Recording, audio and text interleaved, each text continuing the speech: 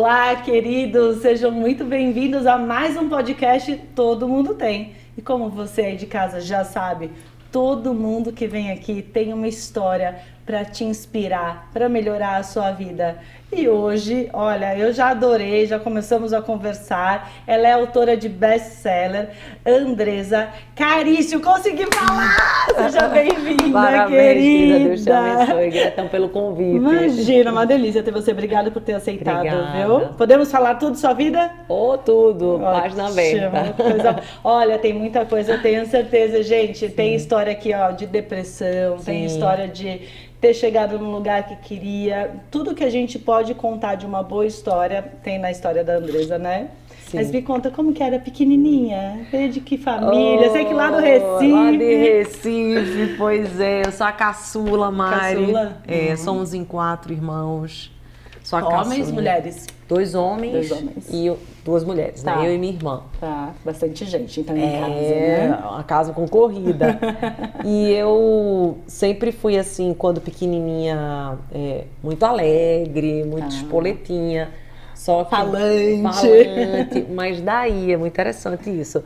Porque como eu tinha uma irmã que era mais velha e que tinha muito ciúme de mim, porque eu tomei assim o lugar dela, ela não tinha, ela não tinha qualquer maturidade, né, para entender, né? Hoje eu sei. Mas chegou ela alguém tinha que tomou 6 conta. anos, exatamente. E eu cheguei quando ela tinha 6 anos. Então, o que aconteceu? No início, ela não sabia lidar com isso, 6 aninhos, então ela me rejeitava muito e eu amava demais ela. E aí queria atenção. Exatamente, daí o que aconteceu? Aquela Andresa bem espoletinha e tal, eu comecei muitas das vezes a ficar quieta, ficar tipo, com receio. Então, a Andresa na escola tinha receio de levantar a mãozinha. De ser rejeitada Rejeitada, tipo, muito complexo de inferioridade. Às vezes ela dizia, você é feia. Mas não porque ela era uma pessoa má, de forma alguma. Tá. Né? Não, assim, do espaço mesmo, de marcar o território. Mas marcar o território, de lidar com isso. Então, assim, depois que eu cresci, né, mas depois nós ficamos super amigas. Então, isso foi na minha formação, da minha personalidade. Então, foi até mais ou menos uns 7 formas, 7, 8, mas daí ela começou a ficar amiga minha com 11, 12 anos. Ah, demorou um tempo. Demorou um tempo, então já estava formado. É a sua fase principal de formação. Aí você vê, pois é, quando ela já estava com maturidade, então ela já estava até perto de casar, já estava com acho que uns 17 aninhos, 18, aí ela começou a ser minha confidente, ela contava tudo pra mim, era super legal. E eu sempre admirei muito ela, porque ela era tipo como se fosse uma heroína pra mim, irmã mais velha. Você sempre quis, né? E eu sempre quis, era o meu sonho que ela estivesse perto de mim, que ela conversasse comigo. Então, essa minha primeira fase, né, que foi a fase da minha formação, as memórias que ficaram até eu ressignificar, fez com que a Andresa durante muito tempo fosse uma pessoa com um desafio com rejeição muito grande. Tanto que um dos meus livros Tô Nem Aí. O que falam sobre mim não é problema meu. É depois do Luzes e Sombras ou antes? Não, ele é o 3º livro que eu lancei. Tô Nem Aí.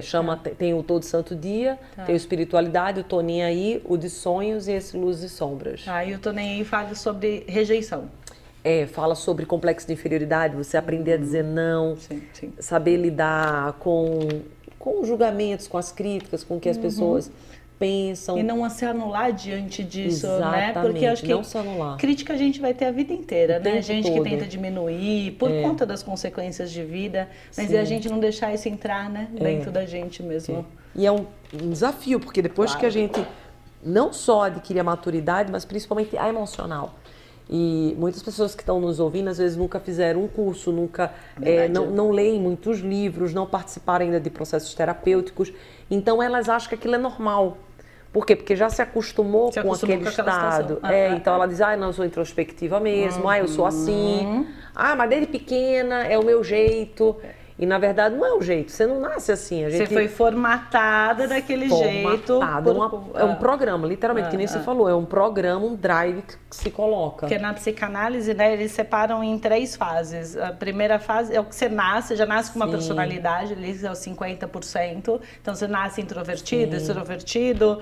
Os outros 25% vão ser formados por pai, mãe, ambiente familiar, que que vai do 0 até 7, 8 anos, e dos 8 em diante, que são os outros 25%, é social. Então, você vai sendo formatado Totalmente, ao longo da moldado. vida. E você foi Sim. moldada ali nessa primeira Sim, infância, né? Bastante. De uma forma que te, né, trouxe para um lugar muito mais introspectivo do que você é, porque você não é nada introspectiva, né, sou, amada? literalmente não sou. Eu sou até, pelo contrário, um dos meus dons que Deus me deu foi o dom da alegria. Então, esse fruto do espírito da alegria, ele é muito forte em mim. Só que o inimigo vem. Como ele sabe que esse é um dom meu, Exato. então a minha batalha sempre é com a alegria. É onde vão tentar te pegar, né? É onde tenta me pegar. Isso, assim, pra mim é muito perceptível, porque quando eu chego em qualquer canto, as pessoas dizem assim, nossa, chegou a alegria, tipo, até minhas meninas, sabe, tipo, e tal. E daí o que acontece? Às vezes, uma forma que o inimigo faz, que eu percebo muito, é às vezes me querendo colocar em caverna, que eu não vá pros lugares, eu fico mais quietinha e tal. Por quê? Porque quando eu chego, geralmente a energia... luz, né? A energia vem forte, eu trago essa alegria, essa leveza. E traz mesmo, é nítido quando você chega, a gente já tem essa imagem. Porque é dom, né? Cada um vem com dom. O dom da alegria realmente, esse é um dom, né? Tanto que eu tenho um amigo, Geraldo Rufino, até não sei se você conhece, que ele é muito alegre também. Até a esposa dele brinca, né? Você é Geraldo de saia. E a gente se identifica por causa dessa alegria. Ele até brinca, você divino, é né? o A, de alegria, A aí, né? A intensidade, alegria, intensidade. Então, assim, isso é muito característico, mas é muito interessante, porque geralmente aquilo que nós trazemos, né, que nem você fez, como é que você foi, é onde você precisa ter muita vigilância e cuidado, que é onde vai atacar. Com toda certeza, e é onde você vai ser, inclusive, criticado por aquilo, né? Ai, ela é alegre demais, ai, ela é expansiva demais, aí ela fala demais, né? Fala demais. Aí, ao contrário, nossa, é metida. Isso, se acha. Exatamente. Mas como assim? E isso que você falou é super real, porque, tipo assim, tem pessoas até que me deixaram de convidar, são poucas, né? Mas uma pessoa especificadamente, não vamos generalizar, foi uma pessoa especificadamente, que eu até gostava bastante, deixou até de me convidar para alguns eventos que essa pessoa fazia, porque percebi que quando eu chegava... Você chamava atenção. Muita gente ficava perto, às vezes, não sei, chamava atenção no sentido de acolhimento, de querer estar conversando, as pessoas vinham para pro bem. Exatamente. E daí, talvez, porque tem até naquele livro, né, que é um livro até muito polêmico, 48 Leis do Poder, né? Do Poder. Fala que jamais ofusque o brilho do seu mestre. Então, talvez a pessoa, como ela que me convidou para o ambiente... Então, foi até bacana, porque eu comecei até a perceber... o que você faz quando você chega no ambiente, né? O que você causa no outro. E começar a perceber o estilo de cada um para, em determinados ambientes, poder ter a mesma alegria, mais adequada. A gente dá uma equilibrada, não é isso? Equilibrada. Eu percebi isso. Você sabe que eu tinha uma casa que eu ia, que é de pessoas que eu gosto muito, amo. Sim. E aí, uma das pessoas se sentia incomodada comigo, tinha ciúmes e tal. Falei, mas por quê, né? Eu sou desse jeito, eu sou expansiva também, falo e não tenho muito pudor. Depois eu comecei a entender que, de uma certa forma, eu ameaçava o espaço daquela pessoa. O brilho. Mesmo sem querer. E aí eu aprendi a chegar sem ser tão expansiva, chegar mais devagar, sabe? Dando espaço. O outro é acomoda. Aí outra quieta, aí o outro fala assim, assim desse jeito eu gosto. Assim desse jeito pode ser. Mas eu não deixo de ser o que eu sou. Não deixo de ser a minha essência. Acho que é um pouco disso que você passou, né? E aí foi bom porque eu aprendi. Porque eu sempre fui muito ingênua, eu sempre fui de falar, de ser eu mesma e tal. E depois dessa experiência, já na fase adulta, com uma pessoa especificadamente mesmo, que daí eu percebia, eu até converso muito com meu marido, né? E daí parceiro? É super parceiro. Aí ele falou assim, não, Andresa, é muito nítido que foi isso e tal. Eu fiz, mas beleza, e a gente tá aprendendo, não é verdade? Claro, com certeza. E mamãe e papai faziam o quê? Podemos falar deles? Lógico, minha mãe...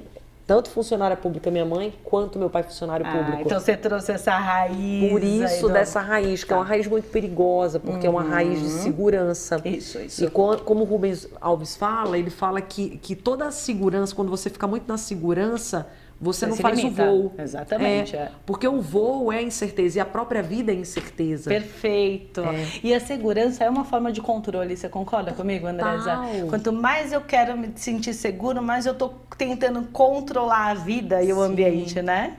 E meus sonhos não voa, controla tudo. E você fica naquele processo de estagnação. Então, o que aconteceu na minha vida durante muitos anos, e é legal porque quando a gente chega na maturidade, eu tô com 45 anos, a gente olha pra trás e diz, caramba, que coisa louca, né?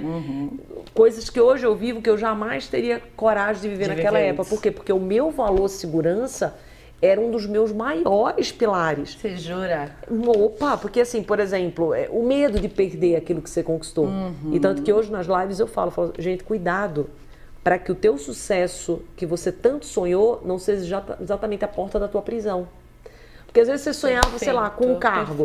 Aí você assumiu aquele cargo. Aí agora você não sonha com outra coisa que você tem medo de perder aquilo. E daí você perde a sua essência. Perde a essência, a vida, perde o futuro que Deus quer te dar. E eu vivi isso. Você viveu isso? Muitos anos. Eu atendo tanta gente, tanta pessoa, executivo de multinacional que chega nesse cenário, chegou no cargo, ocupou o cargo. Agora tem medo de perder. Porque daí a empresa deu o carro, a empresa deu o plano de saúde, a empresa dá o vale alimentação, ele tem o status, ele tem o poder. E se eu ficar sem isso, o que é a minha vida? Exatamente. Acabou minha vida. Quando que você passou por isso? Exatamente, 2015. 2015. 2015, onde eu tinha alcançado, né, aquilo que eu entendia que era o sonho da minha vida, que era estabilidade, exatamente pelo que você falou, né? Essa historinha lá de do meu criança. pai e da minha mãe. Então, nós fazemos e geralmente aprendemos a pensar com os nossos pais, né? Com quem eu aprendi a pensar? Meu pai e minha mãe. Óbvio. Então, o meu pai e minha mãe eram funcionários públicos. Então, o valor do meu pai e da minha mãe... isso que me dá segurança. Estabilidade. Então, você tem que ter estabilidade, tem que ser funcionária pública e tal. Mas só te interromper um pouquinho, olha como vai contra a sua própria personalidade, né? Porque você conseguiu, e aí você foi escrever livro, você foi ser empresária. Não tinha como tirar o lado empreendedora de você, mesmo eles terem te ensinado sobre essa segurança. Mas sempre foi como um desafio. E eu falo isso, né? Eu faço parte de um grupo que é o Grupo Êxito, né? Não sei se você conhece, que é o Instituto de Empreendedorismo, que quem fundou foi o Janguier Diniz, que é um bilionário brasileiro, que ele é dono enfim, das escolas do C, educacional. E eu sou mentora junto com ele, com vários outros, João Kepler, Apolinário, um monte de gente que a gente... São todos juntos nessa mentora, os empresários. E é legal porque a cabeça de todos eles é muito empreendedor. E daí vem a minha, exatamente para fazer processo de identificação com algum dos mentorados, de eu dizer para eles como foi difícil e como ainda é muito difícil, porque é a minha raiz, Mari. É uma barreira. É uma barreira. Então, por mais que eu esteja no empreendedorismo, por exemplo, fui exatamente quem era a líder da Câmara Feminina, então foi a Carol Pfeiffer, depois fui eu. Então, embora todo mundo me colocando nesse lugar, eu fazendo palestra... Que é nato seu, né? Não tem como não identificar isso em você. Mas minha raiz, eu preciso fazer uma luta. Hoje um pouco menos, mas assim, tanto que por isso que eu escrevi o livro. E por isso que eu fui para os livros, porque o livro era uma oportunidade de eu fazer uma autoterapia. Muito bom. Esse, inclusive, é uma autoterapia, né? Autoterapia. Exatamente. Então, foi a partir do processo do livro, das lives. Eu fazia live todo dia. Então, em 2019 até 2023... Todo dia? Todo santo dia, até domingo, Natal, feriado. O ano passado que eu parei um ano, porque eu senti um pouco de resistência mesmo, uma luta forte, uma batalha espiritual mesmo. Espiritual, isso que eu ia falar, espiritual, energética. Muito forte. E por mais que eu quisesse, eu não conseguia. Era muito surreal. Não tinha vontade de fazer. Era uma resistência mesmo. Né? Muito louco. Não. E daí Deus foi começando a conversar comigo, filha, volta. Porque assim, as pessoas começaram a me conhecer pelas lives. Pelas lives, Que elas começaram a bombar, e eu comecei a ajudar muita gente. Tem gente que diz assim, eu só te ouvia na pandemia, você salvou minha vida na pandemia e tal. E aquilo foi muita responsabilidade para mim. Então, o que eu percebi? Eu percebi que a minha luta e a terapia, a live foi uma terapia para mim. Você fazia com você e fazia pro outro, né? Exatamente, perfeitamente. Porque quando a gente tá falando com o outro, ele tá ressoando dentro da gente o tempo inteiro, porque não a gente fala sobre daquilo que a gente sente. A gente sabe que a gente viveu, que tá nossos valores, nossa ética, por isso que é tão importante, enquanto líderes, né, empreendedores, líderes espirituais, a gente se trabalhar. Né, o autoconhecimento, porque toda a nossa fala vai passar pelos nossos filtros motivos internos, independente do conhecimento que você tenha. Exato. Porque você não fala sobre aquilo que você vê, você sabe, fala sobre aquilo que você sente, que você sente. Então, tipo assim, se você vê o paraíso, é porque dentro de você tem um paraíso. Você vê inferno, é porque dentro de você tem inferno. Perfeito. Os nossos olhos, eles vão ressoar aquilo que está dentro do nosso coração. O nosso filtro é o nosso coração, Nosso filtro é o nosso coração. Sabe que eu saí do metrô agora? Eu gosto muito de ficar analisando as coisas. Aí saí do metrô, e você sai do metrô Paraíso para você vir para cá, para linha azul. Parece que sai todo mundo de uma vez e vai para escada rolante. Aí vira aquele tumulto, assim, de 30 segundos. Hoje eu contei. 30 segundos, um caos, um passando por cima do outro, não dando espaço para a senhora, assim, um em cima do outro. Aí eu contei, 30 segundos. Passa 30 segundos, já passa a ter uma fila ordenada. Passam 50 segundos, tá livre. Então, em qual lugar você quer ficar, né? Qual lugar você olha? Você pode falar, nossa, hoje eu peguei o metrô e tava um caos, não tinha espaço na escada rolante, estavam passando um por cima do outro. Você pode olhar e falar, não, tava organizado, tinha uma filinha. Ou você pode olhar, tava vazio na hora que eu saí.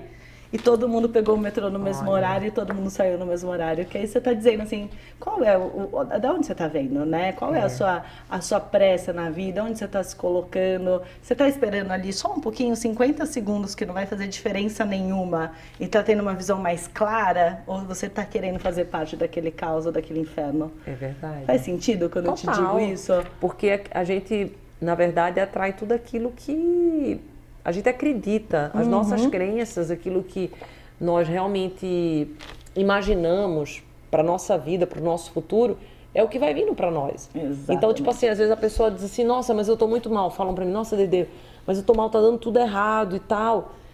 Calma. Veja como você tá, né? Veja como você tá. O que você tá acreditando? O que você acredita sobre o trabalho? Porque às vezes a pessoa acredita que o trabalho é ruim, que o chefe, ele é explorador. Como que ele vai ter prazer para ir para esse trabalho? É porque ele está se sentindo explorado. Ninguém tem prazer em ser explorado, né? Exatamente. Se isso está dentro dele. Então é muito importante, e eu falo muito isso no livro Todo Santo Dia, a gente entender realmente qual o significado que a gente dá para cada coisa. Então qual o significado que eu dou, por exemplo, para ser mãe, para o casamento, para o trabalho? Porque diante daquele significado eu vou ter meu sentimento. E diante do meu sentimento, eu vou ter as minhas ações e meus resultados. Perfeito. Então, meu significado, às vezes a pessoa, ela quer ter uma mudança rápida. Então, começa a mudar o significado. Sabe? Tipo, às vezes a pessoa diz assim, acordar é muito ruim. Muda esse significado, por favor. Minhas menininhas, às vezes, quando vai acordar alguma coisa, mamãe... eu não gosto de acordar cedo. Eu fiz, não, vamos dormir mais cedo, porque o acordar cedo vai ser natural, porque você vai ter... A quantidade de horas você está dormindo, não é o acordar cedo. Exatamente. Então, assim, é você mudar o significado daquilo que você entende por ruim. Perfeito.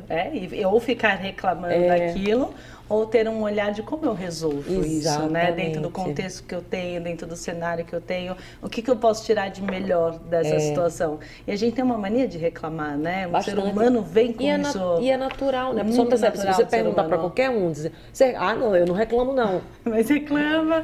Reclama nem que for assim, tá muito calor, aí chove, fala, ai, que saco, tá chovendo. Mas você tava reclamando do calor, a gente Ou você viu o fulano falou daquele jeito, Exato. E é como se fosse algo natural.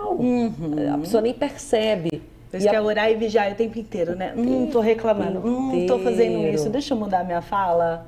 Porque você vê, né, o próprio povo de Israel, quando foi liberto por Moisés, era para chegar, tipo, em 14, 15 dias, chegar em 40 anos.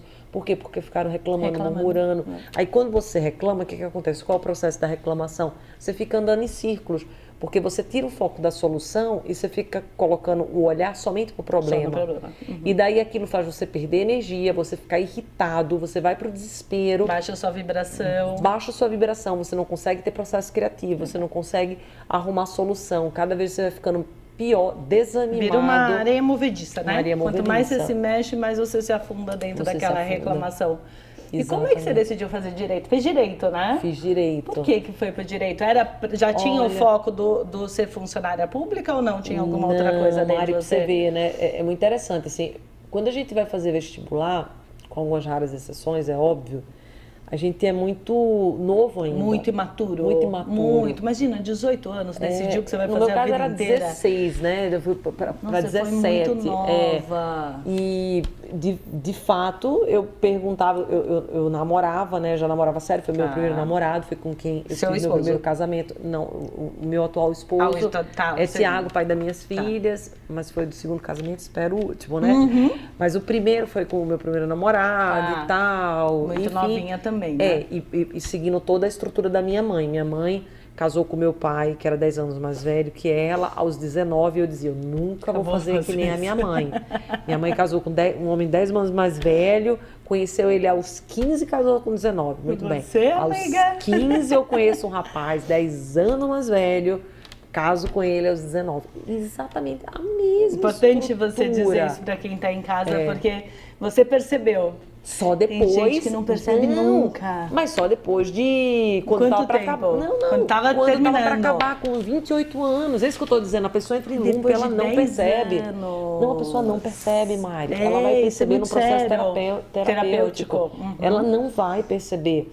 Que só está reproduzindo o cenário da sua mãe. O cenário da mãe. E mesmo dizendo, eu não vou fazer, né? Isso que é o mais engraçado. Isso é muito forte. Mesmo muito dizendo, forte. não vou fazer, exatamente. Porque aquilo está dentro do nosso DNA, está dentro da nossa hereditariedade, né? Aquilo está impregnado na gente de alguma forma. Né? Quanto mais a gente tenta fugir, mais a gente se enrola. Exatamente. O que aconteceu? Ele era um cara muito inteligente e tal. E eu conversava muito com ele, né? Aí ele já era diretor de empresas, enfim... super novinho, esforçado, e dele fazia, Andrés, ou tu vai para a parte do marketing, que é legal, e era uma das que eu mais gostava, eu mesmo porque identificava. Tinha comunicação, né? Tudo que você adora. Ou nutrição, que eu gostava muito de alimentação, tava malhando nessa época e tal, ou direito, por causa de dar dinheiro, ter concurso público. Aí, enquanto carreira como mesmo, carreira. Né? Então, na verdade, o direito não foi uma vocação. Não foi dizer assim, eu sonhava em ser juiz. Eu comecei a sonhar com a magistratura quando eu entrei dentro da faculdade. E começou a ver as perspectivas que você tinha dentro do mercado. Identifiquei que meu valor justiça era muito grande, até porque meu pai faleceu, né? Então meu pai foi assassinado. Então isso alavancou o meu... Você tinha quantos anos? Estava exatamente no último ano de direito para me formar. 23 aninhos. Salto? Assalto. Tudo bem falar sobre isso? Tudo bem. Na véspera do aniversário dele. Indo para casa da minha avó, levar remédio para ela. E minha mãe estava do lado dele. Então minha mãe viu tudo, porque eu acho que ele ficou muito nervoso e ele reagiu. Ele não era para reagir. O carro, segundo a minha mãe, que ela também estava muito nervosa, ela acredita que ele acelerou por nervosismo. Tadinho. Aí atirou, ele não sabia, né? Lógico, porque você não sente, dizem, né? Aí ele só falava assim, Zeri, se abaixa, Zeri, se abaixa. Ele não tinha percebido que ele tinha tomado. Não tinha. Aí o carro parou, ele, né? O cara saiu correndo. E, enfim, é muito traumático. É uma cena de um trauma profundo, né? É difícil de tirar. Não, é um trauma profundo. E, enfim, aquilo me abalou. Hoje eu falo natural, por isso eu até te perguntei, porque às vezes tem gente que não supera isso a vida inteira. Durante 1 ano, 2 anos, eu não conseguia falar do meu pai. Se eu falava, eu chorava. Imagino. Então você vê que a dor era muito forte, porque se eu falasse, eu chorava. Mas, enfim, né? Passou-se muitos anos. É um trauma muito hoje, grande, né? Perder alguém já é, né? Perder alguém que você ama já é. Dependendo do jeito que é, né? Aí pode intensificar isso de uma forma muito drástica. E aí isso te deu mais força? Como foi? Muito. Deu muita força, exatamente como você falou. Aí deu muita força, porque eu comecei a trazer outros valores, eu comecei a perceber a vida de um outro jeito. Como hoje eu percebo a vida de outro jeito, sabe, Mari? É um outro olhar, né? Eu sempre falo pro meu marido, eu falo assim, nossa, tipo, daqui a pouco a gente vai embora, a gente não sabe nossa senha, né, de partida. Então... Vamos fazer o melhor que a gente pode. Vamos fazer o melhor que a gente pode, sabe? Vamos, às vezes, deixar de picuinha, de coisas assim, a gente se apega com tanta besteira, né? Muito, às vezes com comentário, né? Perde tempo, com... Enfim, até mesmo com comparações, né? Porque hoje, cada vez mais, a internet e tudo nos favorece isso. Porque na minha época, eu só tinha como me comparar com, tipo, a minha vizinha, né? As minhas amiguinhas ali, né? 3, 4, meu núcleo era muito fechado. Era a amiguinha que comprou uma calça, ou que viajou para Disney, ou que vai passar as férias numa praia, enfim. Só que hoje você abre a internet, o teu universo de comparação, e daí você começa a sentir muito pequeno. Porque você começa a olhar para aquele universo que, na maioria das vezes, nem verdade é. Teoricamente é uma verdade, né? Que tem uma coisa bem mascarada, um personagem Exatamente. ali. Só que, então você não sabe se é, se não é, e o teu cérebro, ele identifica aquilo que ele está olhando. Ele vai fazer a captação. Porque nós, por exemplo, eu não sei bem ao certo quantos receptores sensoriais nós temos, mas é como se fosse assim, se a gente tem 50 milhões, por exemplo, 40 milhões estaria nos olhos. Então imagina, aquilo que a gente vê já vai é o que vai estar enviando para a tua percepção, para tudo que tu está construindo de memória para dentro de ti. Então hoje a gente está nessa batalha, que é uma batalha muito forte, de você não se entristecer pela comparação, porque é natural, por exemplo, como é que eu vou dizer que essa sala é pequena ou grande? Porque eu estou comparando com outra. É óbvio. Claro. Como que eu vou dizer se alguém é legal ou chato? Porque eu conheci outro cara que é muito legal, esse é muito chato. Que é a nossa dificuldade, inclusive, às vezes, de sair de relacionamentos, né? Porque ele foi tão melhor que o outro, você fala, agora não vai melhorar mais, tem que agarrar aqui, né? É verdade. A comparação, ela é terrível e é que tem matado nossa sociedade, né? Nossas crianças, nossos adolescentes. Porque você fica triste. Porque você olha assim e fala assim, cara, você tá até bem. Mas você diz assim, nossa, dá pra ficar melhor. Mas como que pode? Tipo, eu já podia estar ganhando isso, podendo fazer isso. Nossa, mas olha uma idade. Aí outra pessoa tá lá falando, nossa, mas fulaninho tá com idade, já tem filho, já tá isso aqui. Ah, então não tem mais jeito pra mim. E é uma ilusão enorme. Eu vejo tantas, assim, pessoas que parecem, assim, perfeitas na internet, né? A gente chama de família margarina, né? Assim, um filho, tudo bonitinho. Passam 2, 3 meses, tá separando. Aí o outro passa 2, 3 meses, sumiu das redes sociais, tá sem emprego. Então a gente vê isso desmoronando aos nossos olhos também, né? Da mesma forma como cativa, isso desmorona de alguma forma. Ou o suicídio, né? De vários influenciadores que a gente teve aí alguns casos. Então...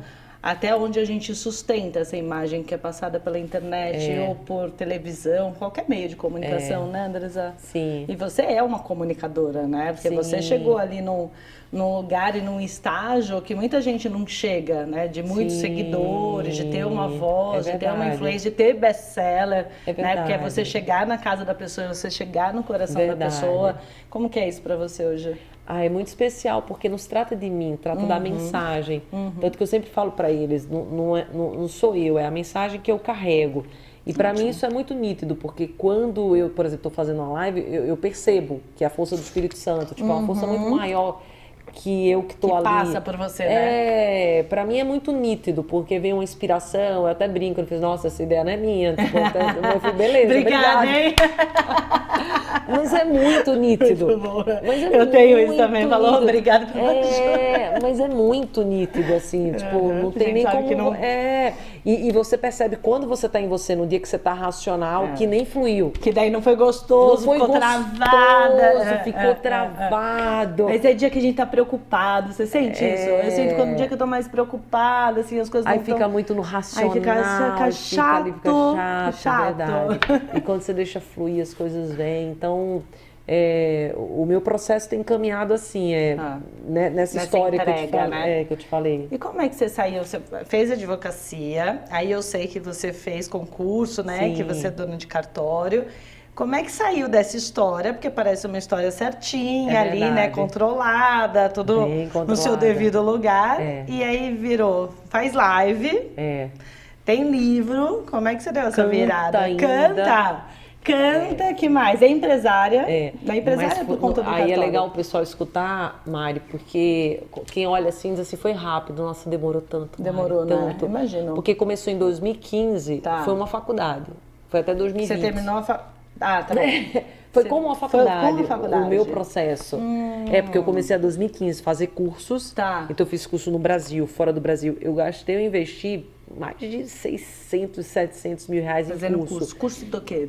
Desenvolvimento pessoal. Então, Tony Robbins, só o Tony Robbins foi 100 mil. Porque eu fui 2 vezes. Então, 100 mil uma vez, 100 mil outras. É uma fortuna. Mas vale a pena, Business Mastery. Maravilhoso.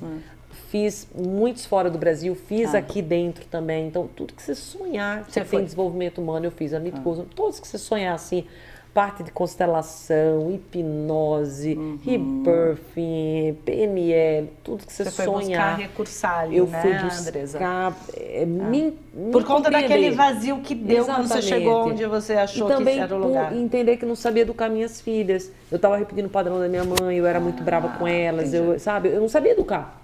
Você é super alegre, imagina sendo brava, né? Não sabia de jeito nenhum, mas como que eu faço? E daí os cursos começaram a me ajudar muito, porque, nossa, eu comecei a ficar outra mãe.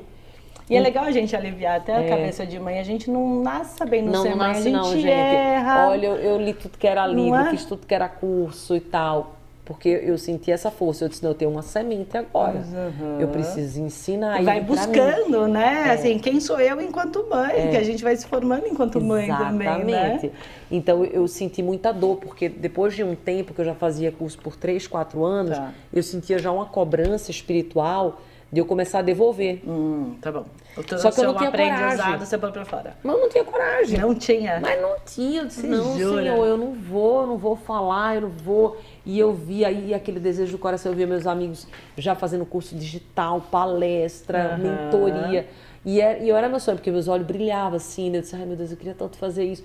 Mas eu disse, eu não tenho condição de fazer isso, é impossível. Quem que vai querer me ouvir? Quem que vai? Porque eu não tinha nada. Claro, e ainda tinha aquela história Tava da no autoestima ali de muito pequena, né? Que baixa. devia pegar, né? Porque você falar em rede social quem é que vai ouvir, como vão ouvir, vão rejeitar, não vão rejeitar. Eu disse, não, vamos dizer assim, que fora que eu tinha medo de perder. Nossa, vou perder o cartão. Vamos dizer assim, que eu sou blogueirinha, que eu enlouqueci. Verdade, ainda tinha muita cartório. coisa na cabeça, coisa que não existe, mas o medo da rejeição foi construção. implantado em você, né? Exatamente. Então, olha como demorou. 5 anos. É muito tempo. Muito tempo, é bastante. E daí, que Deus me deu de estratégia, né, em 2017, que já fazia mais ou menos uns 2 aninhos ali, estudando e tal.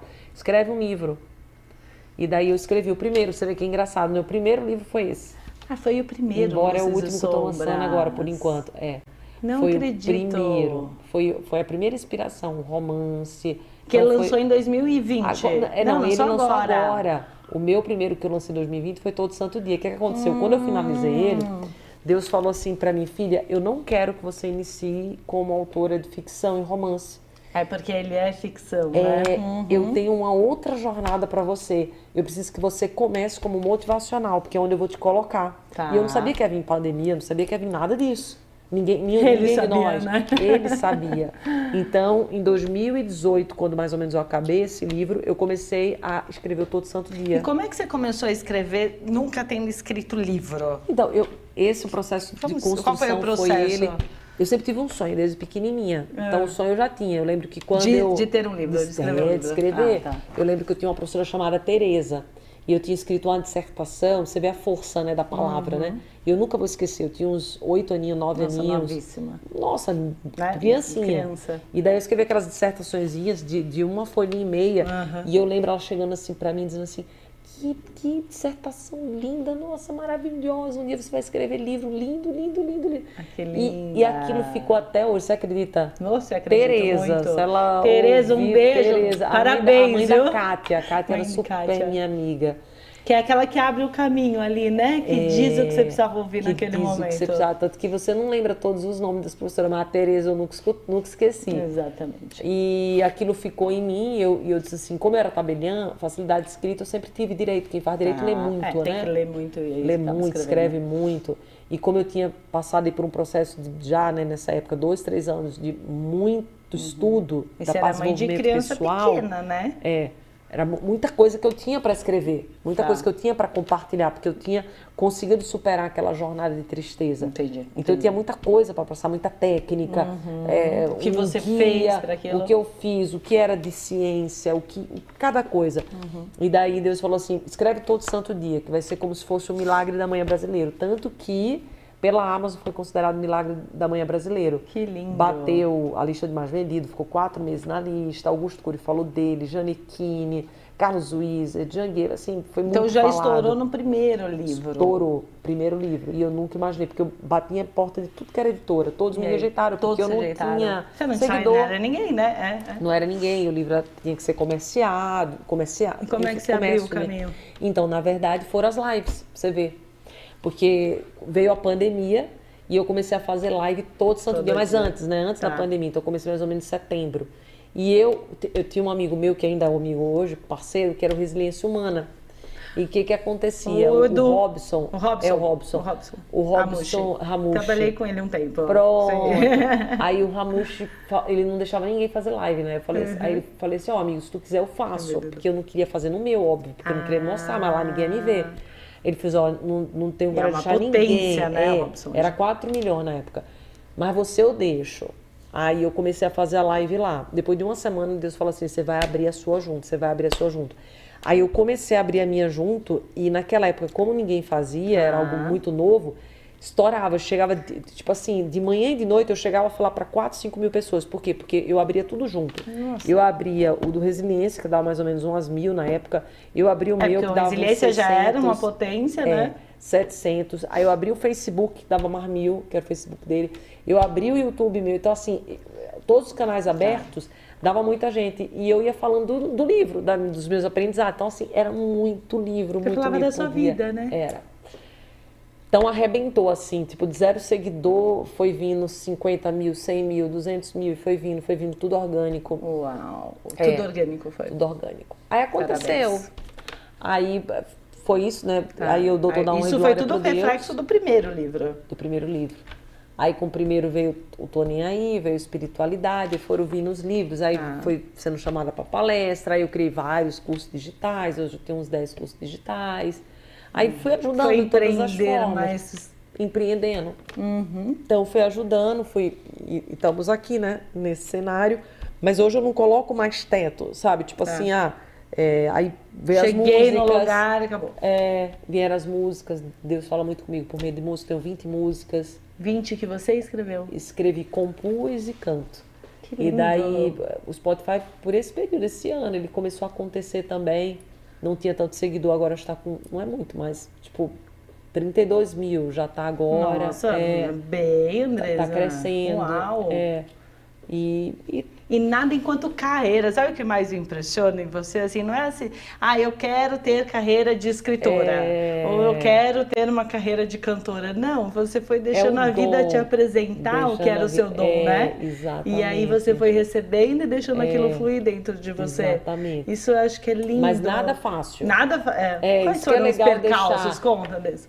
Não, de resistir mesmo, de Deus sentir, por exemplo, quando eu fui começar a escrever as músicas, eu lembro que foi de um jejum, eu fui pro Guarujá, mais ou menos em 2019 também para 2020, eu nunca tinha feito jejum, ainda, né? Pandemia, nunca tinha feito jejum assim, hoje eu faço diariamente, frequentemente, E eu fiquei assim um mês jejuando, né, todo dia, um mês jejuando, tipo, tinha só uma refeição, fazia de 24, todo santo dia de 24.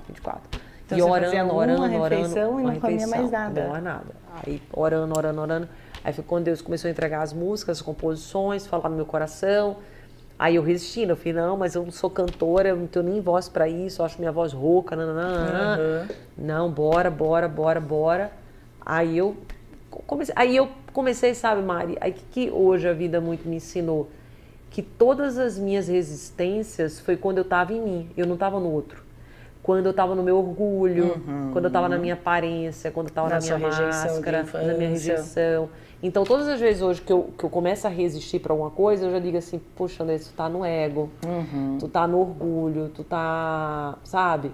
Tipo, tu não tá em Deus, porque quando você tá em Deus, você não vai se preocupar, você sabe, com a opinião, você só entrega, porque não é você. Você flui, você flui, canaliza o que ele quer e vai embora. Seja lá o nome que as pessoas querem dar, É como se você fosse entregar um correio. Né? É como se, tipo assim, quando de verdade eu tô na Andresa, eu não consigo fazer a entrega da correspondência. Quando eu tô em Deus, eu sou como se fosse um correio. Eu entreguei aqui pra ti, pronto. Você gostou, amiga. Se não gostou, mas tá aqui é pra você. Nada a ver com isso. Faça o que você quiser com esse copo. Você pode olhar pro copo e falar, nossa, que legal, tem uma vou beber, vou matar minha sede. Você pode olhar pro copo, você pode cair, jogar, enfim, você vai fazer o que você quer com aquele recurso que o outro tá te dando. Porque eu vejo que muita gente... Eu tava conversando hoje, depois do programa da televisão, encontrei com uma outra comunicadora, e a gente tava falando sobre a vida de liderança, de líder espiritual, enfim, de todo tipo de liderança, acho que não é só espiritual. E o quanto às vezes isso fica pesado, às vezes você quer desistir, você fala, não, o outro não tá me ouvindo, o outro não tá entendendo nada, eu tô tentando falar e o outro, e o outro, e o outro, e o outro, e o outro. E na verdade não é isso, né? Eu faço como veículo, eu te entrego enquanto veículo, eu te dou o melhor que eu tenho enquanto veículo, mas no fim das contas você que vai fazer o que você quer com isso. É o seu livre-arbítrio que vai tomar a decisão final.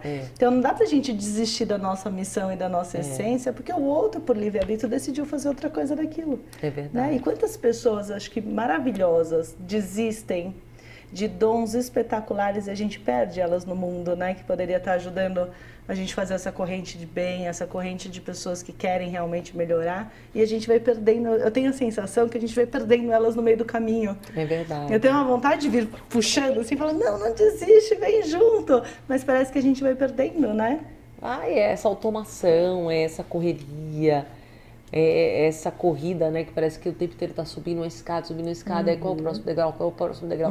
E não aproveita, tipo assim, fica tão olhando não pra acaba, cima, né? que não olha aqui, ó. Só fica aqui. E quando não olhando pra trás, né? Exatamente. Virando estátua de sal. Então acho que essa Estátua de sal, ótimo. que é a história. Que é muito forte, né? Porque lá em Apocalipse, quando você pega pra ler, você vê que a única mulher que Jesus diz pra gente se lembrar, isso é muito forte. A única mulher que ele diz pra gente se lembrar é a mulher de Ló. E daí você vai dizer assim, mas quem foi essa mulher de Ló? É aquela que no momento que Abraão, né, solicitou que ia finalizar Sodoma e Gomorra, por eles fazerem muita maldade e acabar com toda aquela população, com a cidade, enfim, elas iam ser destruídas. E daí Abraão tinha um sobrinho dele lá, que era Ló. E ele falou assim, ele teve uma conversa com Deus, uma negociação, e Deus negociou que Ló e sua família iam ser salvas. Mandou os anjos até Sodoma e Gomorra para buscar Ló e sua família, incluindo a mulher e os filhos. Quando chegou lá, o anjo falou assim para eles, olha, vocês só não podem olhar para trás. É a única regra. Não pode olhar para trás. E eles concordaram com a regra. Foram todo mundo embora junto com os anjos. Quando estava no meio do caminho, a mulher olhou para trás e virou uma estátua de sal. E Jesus em Apocalipse... Só a mulher olhou. Em Apocalipse ele fala, lembrem da mulher de Ló. Perfeito então, isso. Você vê, olha que história perfeita, que história, né? Ela tem uma simbologia que é o que a gente faz hoje em dia. Né? Quantas pessoas não vivem no passado, quantas pessoas não estão presas em histórias que não são mais reais. Mas estão lá, mataram, perderam a vida. Né? O brilho, sorriso, tudo, né? A alegria. Muito engraçado isso, né? E eu acho que todas essas referências religiosas que a gente tem, todas essas histórias, se a gente souber olhar e interpretá-las, acho que trazem as respostas que a gente precisa de tudo, né? É engraçado, né? Que as pessoas dizem, eu vou procurar a resposta, tipo, num pastor, num padre, no pai de santo, nos P da vida. E qualquer líder religioso, né? Os P's são quem tem figura geralmente afetiva de autoridade com a gente, né? Então, os padres, o pastor, enfim. Pai de santo e etc. E etc. E, no fundo, a resposta está tudo dentro da gente. Então a gente vai buscar de alguém, muitas das vezes a gente está querendo, na verdade, uma confirmação de algo que a gente já sabe. Isso é verdade. Né? Só que como a gente não tem coragem, é como se aquela pessoa, se ela disser... Ela valida, é como se ela me desse força para eu ir, sabe? Em atendimento eu vejo muito isso, a pessoa fala assim, mas... Você está falando exatamente o que eu estava pensando. Nossa, mas era isso, eu tinha certeza disso. Eu falei, por que você não foi, amor? Exatamente. Não, porque eu precisava ali de uma validação e de uma confirmação. Exato. Agora me conta um pouquinho do Luzes e Sombras. Porque eu li um pouco ali a sinopse, quero ler ele inteiro. Mas essa briga interna que a gente tem, né? Da luta do bem contra o mal, da nossa sombra, de tudo que a gente carrega de infância, os nossos medos, os nossos traumas. Eu acho que é essa briga, né, que tem aqui dentro. Como você chegou nela? Eu sei que diante de toda essa história, mas como que as pessoas vão acessar isso dentro do livro? Na verdade, o livro ele foi muito inspirado na própria palavra de Deus, né? Gênesis ali, eu abri a Bíblia e tem a história, né, dos anjos caídos, enfim. E aqui eu construí 3 reinos, né? Muito parecido com o que existe conosco, né? Tinha o reino de Evé, tem o reino de Evé aqui, que era um reino de total luz. Então não existia escuridão, não existia pessoas de uma energia mais sutil, vamos dizer assim. Total isso? sutil. Tá. Então as pessoas se comunicavam até por telepatia e tal. Energia total sutil. Tá. Não existia medo, segurança, nada disso. Tá. E, lógico, era muito organizado, né? Ievé era muito organizado. Evé chama esse. Ievé. Tá. E daí tinha os conselhos de evanos, enfim, as autoridades e tudo. E todos os integrantes do reino de Ievé tinham poderes, que seriam os dons, poderes especiais. Então, por exemplo, a Liz, ela era criadora de energia. Então, ela criava energia. Então, ela era esse personagem daí. Tá.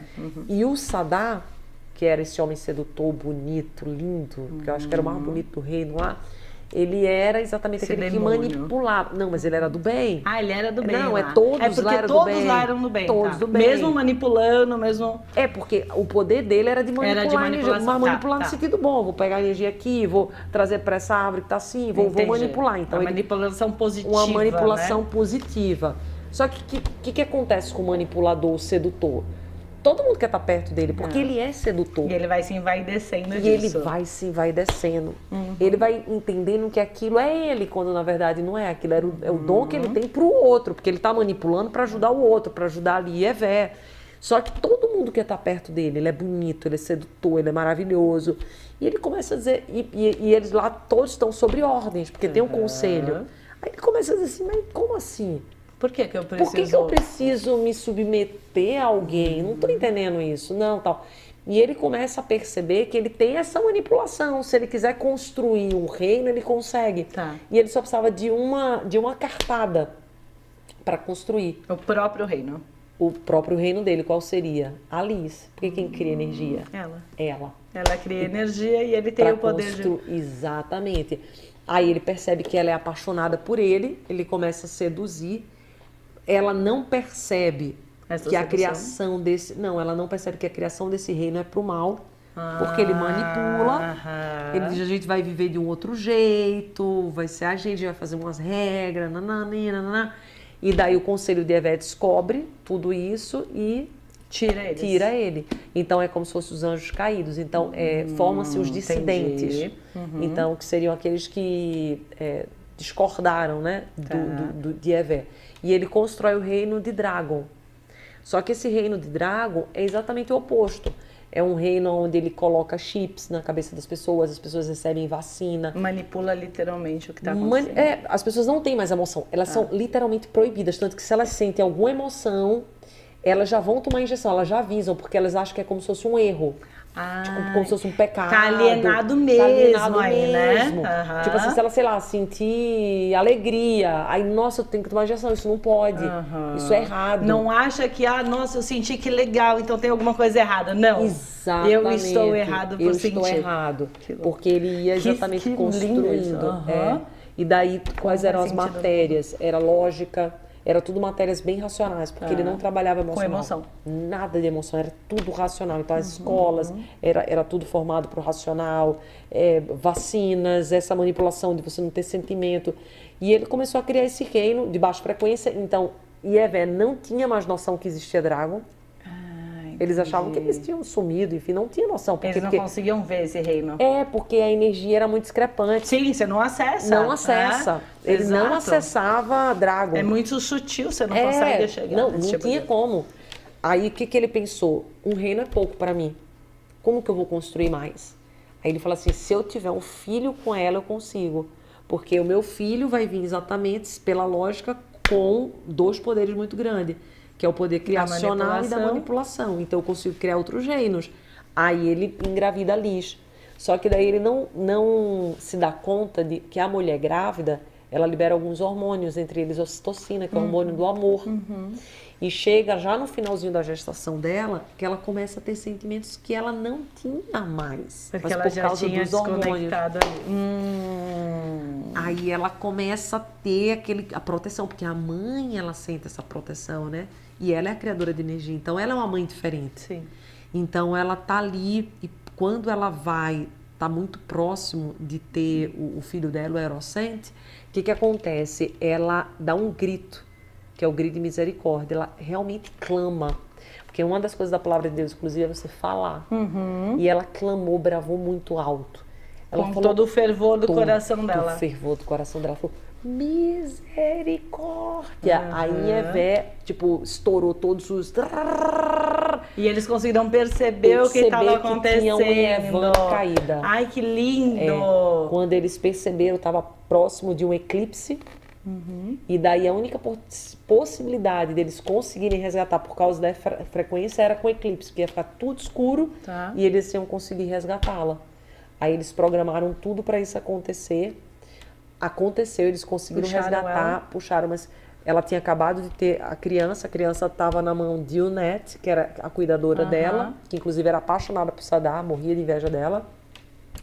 E ele, quando vê aquela cena, ele não acredita, não aceita, ele pega o cajado dele, joga com toda a força, assim, brava, com ódio, o cajado, aí o menino... Tira o menino. O menino cai, assim, num buraco negro, como se fosse, e vai embora pro planeta Terra. E ela sobe pra Evé. Aí começa a batalha. E aí ela tem que descer na Terra para resgatar o menino? Só depois que ela passa um tempo em Evé.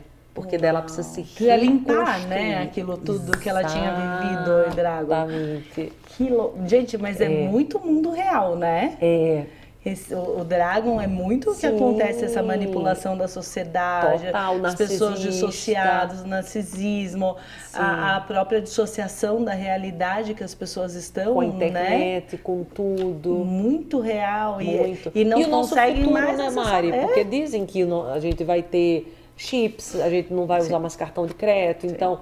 É já um perigo. Acontecendo, né? E já está acontecendo. A gente já está vivendo. Então, assim, é realmente um perigo.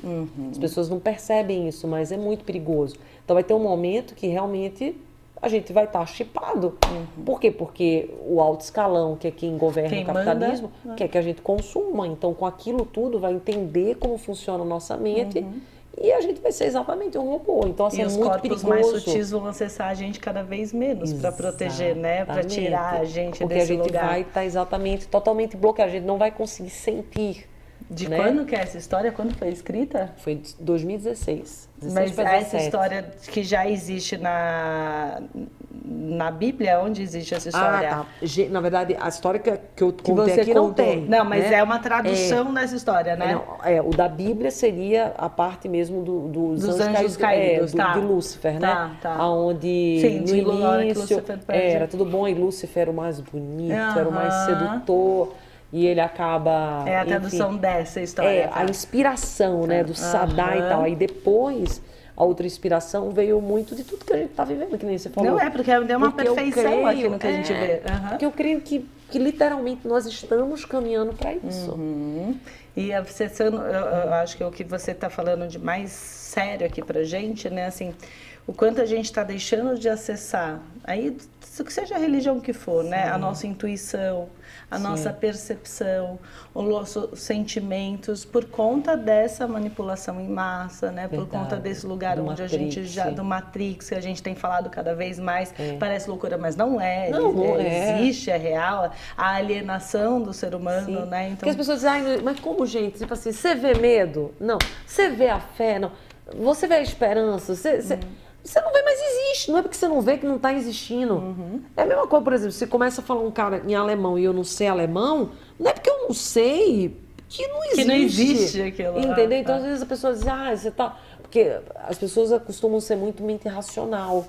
Né? Que é essa racionalidade que Dragon instalou ali no reino dele, né? Exatamente. Porque 1 mais 1 é 2. Então, tem ali isso aqui não é só preto, né? Tem alguma coisa a mais atrás, né? Eu não olho só a Andresa, eu olho toda a energia que está em volta dela, a luz que ela tem, o brilho no olho dela. Tem um contexto muito maior do que a Andresa, pessoa física. E acho que a gente está realmente perdendo isso cada vez mais. Mas eu não sei você, eu tenho um lugar dentro de mim, até...